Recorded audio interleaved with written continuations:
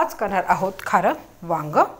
नेहमी वांगे बटाट्याचा रस्सा किंवा मसाला वांगा खाऊन कंटाळा आला असेल तर ह्या प्रकारे तुम्ही रेसिपी जरूर करून बघा। नमस्कार मंडळी, मी कांचन नवमितीच्या मराठीमध्ये तुमचं स्वागत आहे।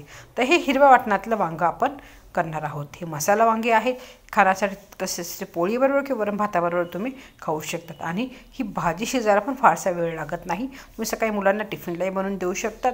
व्हिडिओ शेवटपर्यंत बघा। चला तर मग रेसिपीला सुरुवात करूयात।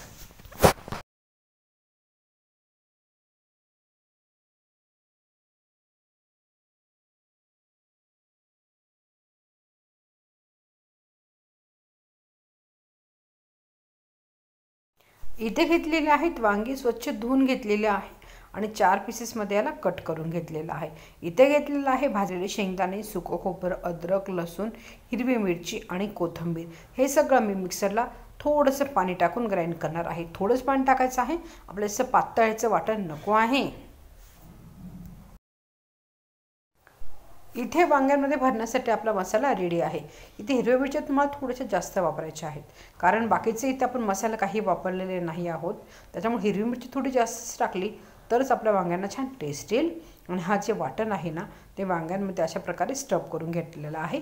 वांग्यांमध्ये खाली थोडंसं मी आधी कट केल्यानंतर मीठ टाकलेलं आहे, म्हणजे वांगे खाण्यासाठी टेस्टी होतं, त्याची आळणी चव लागते ना ती लागत नाही।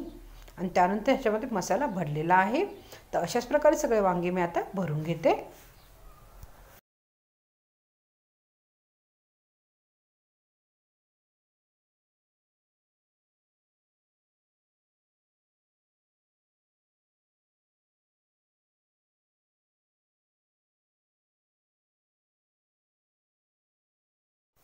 कढईत तेल गरम केलेलं आहे, त्यात टाकणार आहे आपले वांगे।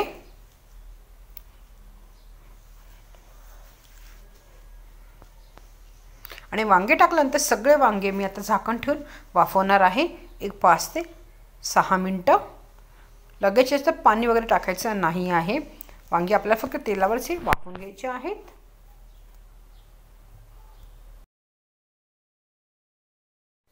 एक 3 ते 4 मिनिटं झालेले आहेत। एका साईडने वांगे शिजलेले आहेत, तर हे वांगे मी परत पलटून घेणार आहे आणि दुसऱ्या साईडने परत झाकण ठेवून हे 3 ते 4 मिनिटं वाफवून घ्यायचे आहेत।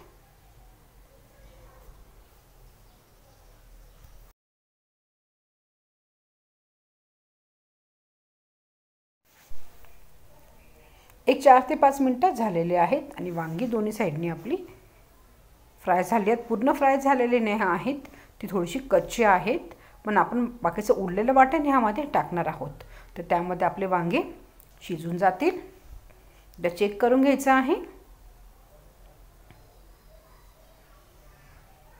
तर उरलेलं वाटण मी ह्यामध्ये टाकते। वाटण थोडंसं मिक्स करून घेणार आहे आणि परत कढईवर आपल्याला झाकण ठेवायचं आहे आणि वांगे आणि मसाला व्यवस्थित शिजवून घ्यायचा आहे एक 4 ते 5 मिनिटं।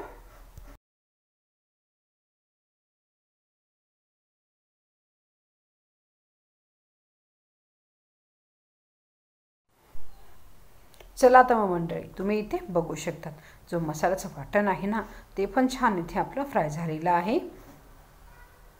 इथे आपलं खारं वांग खाण्यासाठी रेडी झालेलं आहे। आपण याची प्लेटिंग करून घेऊयात।